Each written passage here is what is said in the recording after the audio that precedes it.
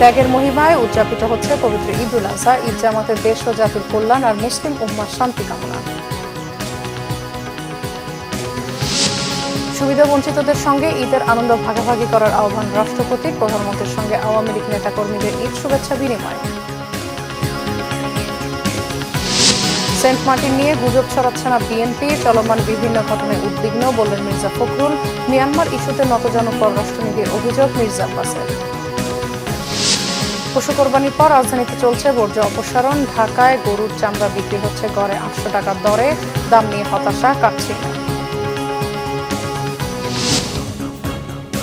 দেখছিলেন বিআরবি কেবল সংবাদ শিরোনাম। এবার বিস্তারিত। ত্যাগের মহিমায় দেশজুড়ে উদযাপন হচ্ছে পবিত্র ঈদ উল আজহা। জাতীয় ঈদগাহ এবং বাইতুল মোকাররম সহ বিভিন্ন মসজিদে ঈদের জামাত আদায় করেন মুসল্লিরা। নামাজ শেষে দেশের শান্তি ও সমৃদ্ধির জন্য দোয়া যেমন ছিল তেমনই ছিল ফিলিস্তিন সহ বিশ্বব্যাপী নির্যাতিত মুসলমানদের জন্য শান্তি কামনায় বিশেষ দোয়া। শুভ মাহফুজকে সাথে নিয়ে ঈদ জামাতের খবর জানাচ্ছেন সহকর্মী মামুন আব্দুল্লাহ। ঈদের প্রথম জামাত জাতীয় মসজিদ বাইতুল মোকাররমে। সকাল 7টার সেই জামাতে অংশ নিতে পরিবারের সদস্যদের নিয়ে উপস্থিত সব বয়সী মানুষ। এ মসজিদেই দ্বিতীয় জামাত হয় সকাল 8টায়, এরপর 9টা, 10টা এবং পৌনে 11টায় ঈদ জামাত হয় জাতীয় মসজিদে।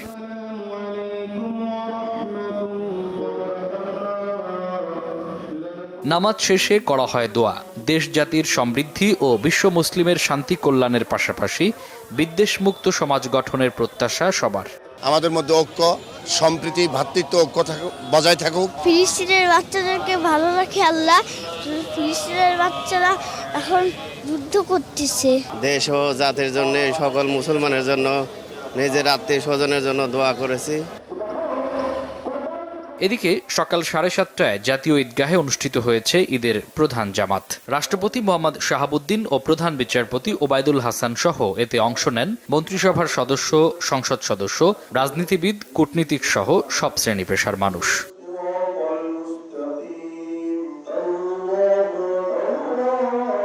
নামাজ শেষে দেশ ও জাতির কল্যাণ কামনার পাশাপাশি মুসলিম উম্মার শান্তি ও মঙ্গল কামনায় দোয়া করা হয়।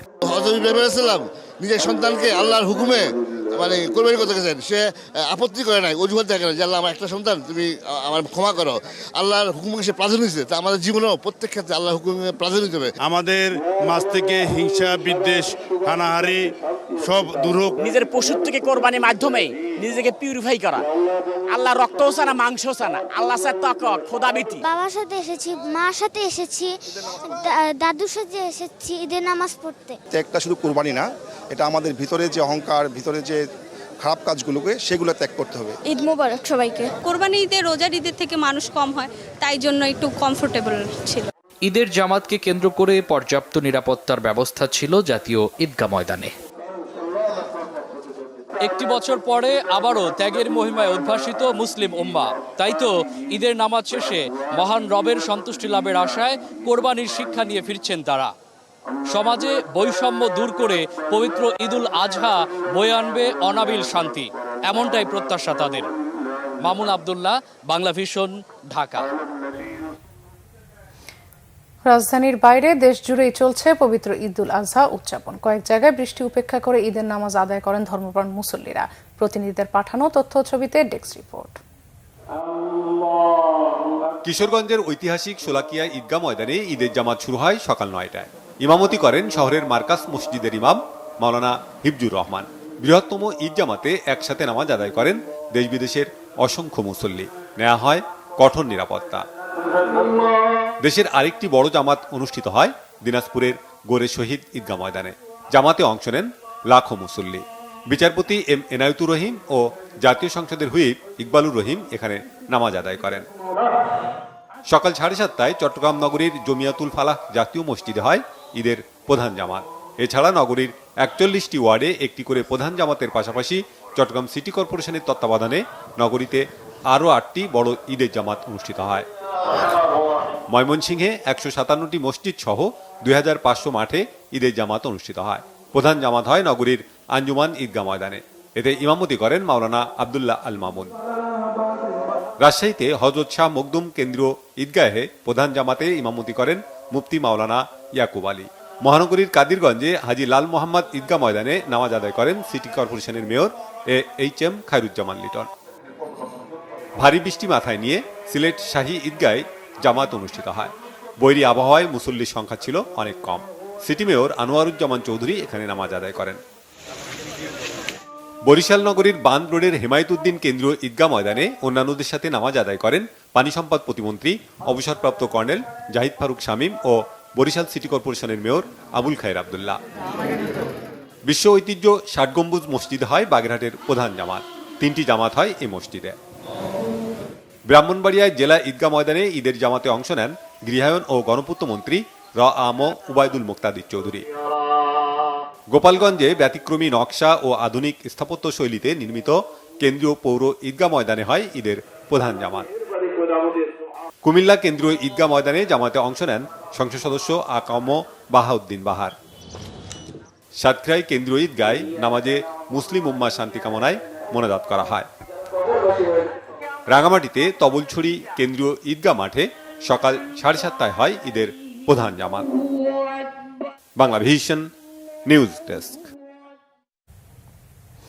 দেশবাসীকে ঈদের শুভেচ্ছা জানিয়েছেন রাষ্ট্রপতি মোহাম্মদ শাহাবুদ্দিন। তিনি বলেছেন, কেউ যাতে ঈদের আনন্দ থেকে বঞ্চিত না হয় সেজন্য দেশের বিত্তবান ও সচ্ছল ব্যক্তিদের এগিয়ে আসতে হবে। বঙ্গভবনে বিভিন্ন শ্রেণী পেশার মানুষের সাথে ঈদ শুভেচ্ছা বিনিময় অনুষ্ঠানে তিনি এই আহ্বান জানান। রাষ্ট্রপতি বলেন, মহান আল্লাহর প্রতি গভীর আনুগত্য ও সর্বোচ্চ ত্যাগের মহিমার এক উজ্জ্বল দৃষ্টান্ত পবিত্র ঈদ উল আজহা। বাদভাঙ্গা আনন্দের পাশাপাশি আল্লাহর নৈকট্য লাভের সুযোগ করে দেওয়া হয়। ফিলিস্তিনের গাজা সহ বিশ্বের বিভিন্ন স্থানে মানুষ অনাহারে, অর্ধাহারে ও বিনা চিকিৎসায় চরম অনিশ্চয়তার মধ্যে রয়েছে। তাদের দুঃখ কষ্ট লাঘবে এবং ঈদের খুশিতে তারাও যাতে শরিক হতে পারে সে চেষ্টা করতে হবে। পশু কোরবানির সাথে সাথে অন্তরের কলুষতা, হিংসা বিদ্বেষ ভুলে সবার মাঝে ঈদের আনন্দ ছড়িয়ে দিতে আহ্বান জানান রাষ্ট্রপতি।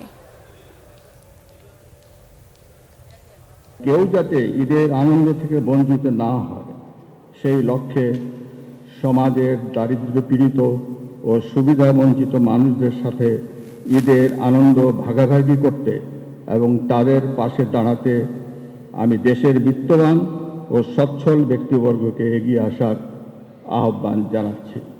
পশু কুরবানির সাথে সাথে যাতে আমরা অন্তরের পশুত্ব, কলুষতা, হিংসা বিদ্বেষ পরিহার করতে পারি, মহান আল্লাহর দরবারে এই প্রার্থনা করছি। ঈদ উল আজহা উপলক্ষে আওয়ামী লীগ ও সহযোগী সংগঠনের নেতাকর্মীদের সাথে শুভেচ্ছা বিনিময় করেছেন প্রধানমন্ত্রী শেখ হাসিনা। গণভবনে সকাল 9:30টায় শুভেচ্ছা বিনিময় শুরু হয়। দলের পক্ষে আওয়ামী লীগের সাধারণ সম্পাদক ওবায়দুল কাদের সহ সিনিয়র নেতারা প্রধানমন্ত্রীকে শুভেচ্ছা জানান। এরপর ঢাকা দক্ষিণ ও উত্তর আওয়ামী লীগ, ঢাকা জেলা আওয়ামী লীগ, যুবলীগ, স্বেচ্ছাসেবক লীগ, যুব মহিলা লীগ ও ছাত্রলীগ সহ সহযোগী সংগঠনের পক্ষ থেকে নেতাকর্মীরা প্রধানমন্ত্রী শেখ হাসিনাকে শুভেচ্ছা জানান। এ সময় দলীয় সভাপতিকে পাশে পেয়ে তারা আবেগ আপ্লুত হয়ে পড়েন। এছাড়াও প্রধানমন্ত্রীর কার্যালয়ের ঊর্ধ্বতন কর্মকর্তাদের পাশাপাশি প্রেস উইং এর কর্মকর্তারাও প্রধানমন্ত্রীকে ঈদের শুভেচ্ছা জানান।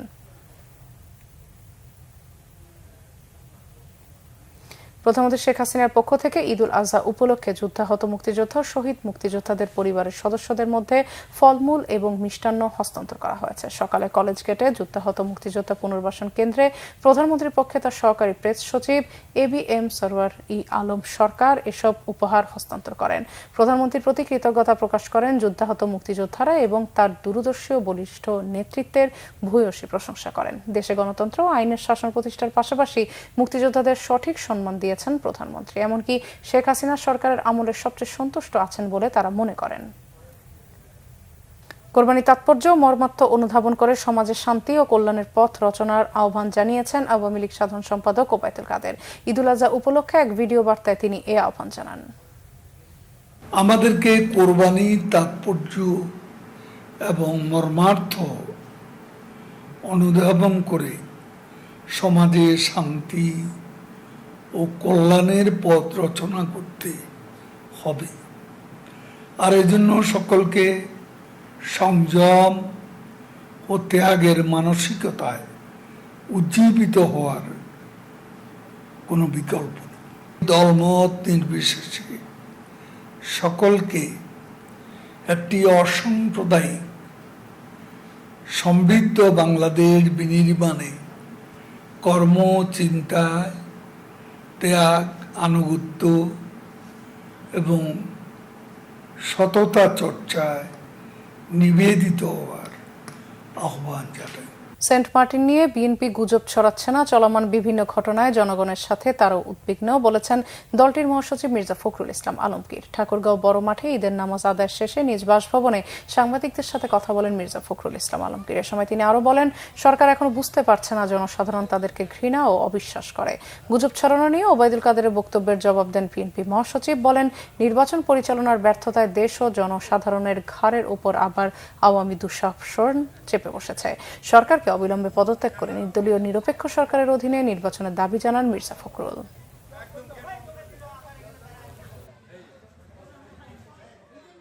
গত প্রায় 1.5 যুগ ধরে এই আওয়ামী লীগ এই সরকার, দখলদারি সরকার, তারা জনগণের সমস্ত আকাঙ্ক্ষাগুলোকে পদদলিত করে দিয়ে, তাদের অধিকারগুলোকে পদদলিত করে, তার ভোটের অধিকার পদদলিত করে, তার গণতান্ত্রিক অধিকার পদদলিত করে তারা আজকে এই একটা জোর করে একটা শাসন চাপিয়ে দিয়েছে। তারা যাই বলুক না কেন, এটা হচ্ছে সত্য যে সেখানে গোলাগুলি হচ্ছে, এক তরফা থেকে বন্দুক আসছে এবং সেখান থেকে টেকনাফ থেকে সেন্ট মার্টিনের সমস্ত জাহাজ বন্ধ হয়ে গেছে এবং সেখান থেকে যেতে পারছে না। আর দ্যাটস এ রিয়ালিটি। তো এই রিয়ালিটিকে তারা অস্বীকার করবে কি করে? বিএনপির স্থায়ী কমিটির সদস্য মির্জা আব্বাস বলেছেন, দেশের মানুষ ভালো নেই, সরকার অক্টোপাসের মতো দেশের মানুষকে সব দিক থেকে চেপে ধরেছে। সকালে বিএনপির প্রতিষ্ঠাতা প্রয়াত রাষ্ট্রপতি জিয়াউর রহমানের মাজারে শ্রদ্ধা নিবেদন শেষে তিনি এই কথা বলেন। পবিত্র ঈদুল আজহা উপলক্ষে দলের স্থায়ী কমিটির সদস্য সহ বিভিন্ন পর্যায়ের নেতাকর্মীদের নিয়ে জিয়ার কবরে শ্রদ্ধা জানান মির্জা আব্বাস। রুহের মাগফিরাত কামনা করে ফাতিহা পাঠ এবং দোয়া ও মুনাজাত করেন। পরে সাংবাদিকদের সঙ্গে কথা বলেন তিনি। মির্জা আব্বাস বলেন, মিয়ানমার ইস্যুতে সরকার নতজানু পররাষ্ট্রনীতি অবলম্বন করছে, বিএনপি কোনো গুজব ছড়াচ্ছে না দাবি করে মির্জা আব্বাস বলেন, সরকার নিজেরা তো কোনো প্রতিবাদ করছেই না, বরং অস্থিরতার বিষয়টি স্বীকারও করছে না।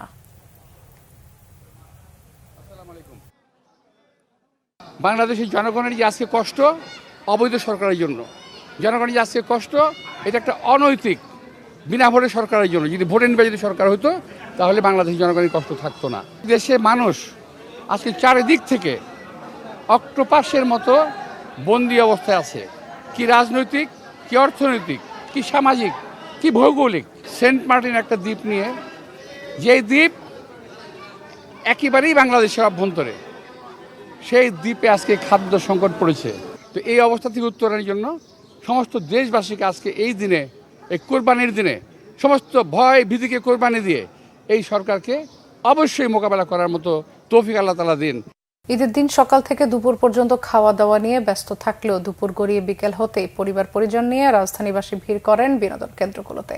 শিশুদের মনোবিকাশ আর খেলাধুলার জন্য বেছে নেন পছন্দের পার্ক। বাবা মায়ের সাথে ফাঁকা রাজধানীতে ঘুরতে বেরিয়ে বাঁধ ভাঙা উচ্ছ্বাস শিশুদের। রিপোর্ট আসমা আক্তার নূপুরের। শিশু কিশোরদের অন্যতম প্রধান বিনোদন কেন্দ্র রাজধানীর শ্যামলীর ওয়ান্ডারল্যান্ড। শাহবাগ জাতীয় শিশু পার্ক বন্ধ থাকায় মহানগরবাসীর কাছে জনপ্রিয়তা পেয়েছে ঢাকা উত্তর সিটি কর্পোরেশনের এই পার্কটি। ওয়ান্ডারল্যান্ডে 17টি ফ্যামিলি রাইড ও 70টি কিডস রাইড রয়েছে। এর মধ্যে অন্যতম গ্রাম বাংলার ঐতিহ্যবাহী নাগরদোলা। এছাড়া চরকি, ট্রেন ও দোলনাসহ নানা রকম রাইডে চড়ে শিশুদের হাসির ঝংকারে পরিপূর্ণ হয়ে ওঠে মেলা প্রাঙ্গণ। আমি উঠেছি ট্রেনে, তারপরে ঘোড়ায় উঠেছি, তারপরে হাঁসটাতে উঠেছি। উত্তরে আর কি এমন বিশেষ করে এরকম এত ভালো পার্ক নাই, তাই ভাবলাম যে যেহেতু আসছি এখানে তাহলে একটু ঘুরে যাই। আমি নানার সাথে ঘুরতে আসছি, দোলনায় চড়বো। পরিবার পরিজন নিয়ে খোলামেলা পরিবেশে ঘুরতে পেরে খুশি রাজধানীবাসী। রাস্তাগুলো অনেক ফাঁকা, আর বাবুকে নিয়ে বের হওয়ার জন্য এরকম ভাবে সুযোগও পাই না, কারণ সবসময় আমরা কাজ করি। ছোট মেয়েকে নিয়ে বের হয়ে আসলাম আর কি একটু ঘোরার জন্য, ঈদের এই সময়টুকু একটু উপভোগ করার জন্য। ঈদের ছুটিতে আসছে, মূলত মাঝে মধ্যে আসা হয় আর কি। তো বাচ্চাদের নিয়ে আর কি মোটামুটি ঘুরতে খুব ভালো লাগতেছে আর কি। ঈদ আনন্দ ভাগাভাগি করে নিতে নারীর টানে রাজধানী ছেড়েছেন অনেকেই। তবে যারা রাজধানীতে রয়েছেন তারা পরিবার পরিজন নিয়ে ঈদের আনন্দকে বাড়িয়ে দিতে ভিড় করছেন বিনোদন কেন্দ্রগুলোতে। আবহাওয়া অনুকূলে থাকায় যোগ হয়েছে আনন্দের বাড়তি মাত্রাও। আসমা আক্তার নূপুর, বাংলা ভিশন, ঢাকা।